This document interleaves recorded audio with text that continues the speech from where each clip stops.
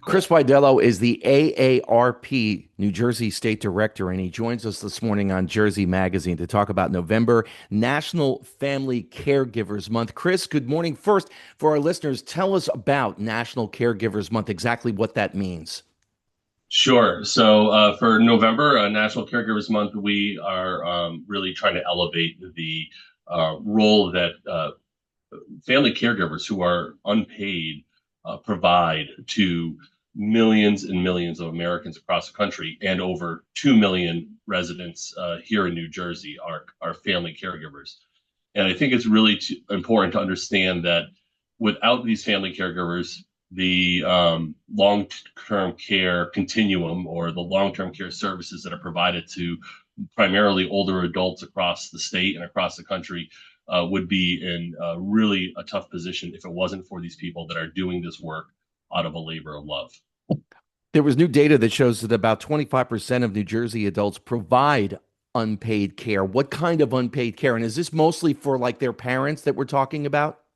Yeah, so nearly 2 million, so about just shy of 2 million New Jersey residents are providing unpaid family care to primarily an older adults. So 95% of those of that care is being provided to older adults. And that can be anything, right? So for some, it is a significant amount of care. It can be, making sure that they are, doing everything from eating to bathing and changing dressings if necessary. Being present to make sure that they are able to function throughout the day, right? These activities of daily living. For others, it may be, running some errands for them and maybe picking up the mail or getting them to doctor's appointments. But it varies. But all of it's important because there's just not enough paid care available. It's just not, we could not afford to, as a state, as a country, pay to have these services done. And so while many people are certainly happy to do it because it is something that they want to do for their loved one, we have to recognize that it's an important piece of the long term care system here and across the country. How much of that is out of pocket expense? Yeah, it can range anywhere from a few dollars, but we find on average that it's upwards of over $5,000 annually per caregiver. And that's a really important thing that you mentioned, Jim, because for some it can mean that they may have to leave the workforce to care for that loved one, which obviously has a huge financial implication on the caregivers. And for others, it's part of their savings that they are chipping away at to provide that care. And not everybody can afford to do that. And Now, so, yeah. I'm saying, go ahead, you can finish. No, just that we are also looking at ways to help alleviate some of that through a caregiver tax credit. We have legislation here at the state level, also at the federal level, to provide a little bit of financial relief for caregivers, to recognize that what they're doing and what they're paying out of pocket matters, and to help them recoup a few of those dollars each year if they're qualified.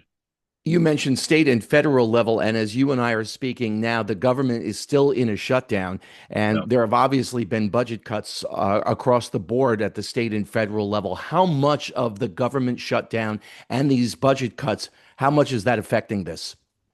Yeah, I think right now, on the federal level, you know, the concern will be what happens when New Jersey starts to look at its state budget, in 2026, and the impact on programs like Medicaid, which provide the bulk of long-term care services for older adults. Right, Medicaid is the program where if you've exhausted all your assets and you don't have anything really left, that will cover things like nursing homes. So we're very concerned and keeping a close eye on what is happening, and certainly discussing this issue.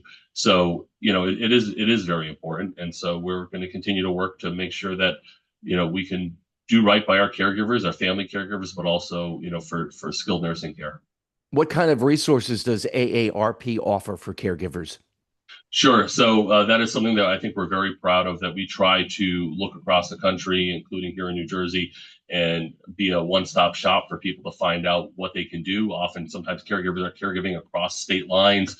So if you go to aarp.org/caregiving, there are some basic resources like what to do, how to start those conversations often ahead of the time when you'll need to provide the care, to know what your loved one's wishes are, what they need, and how to or have difficult conversations with a loved one, and then also where you can go locally in your state to get services or help in the caregiving process. And I think the biggest piece here is preparation. That when you become a caregiver, I've been a caregiver to my parents and my dad and my sister, on a light level, my mom on a very heavy level. And I think when thrust into that moment, it is often very difficult to figure out, what do I do, where do I go, who do I need to get in contact with.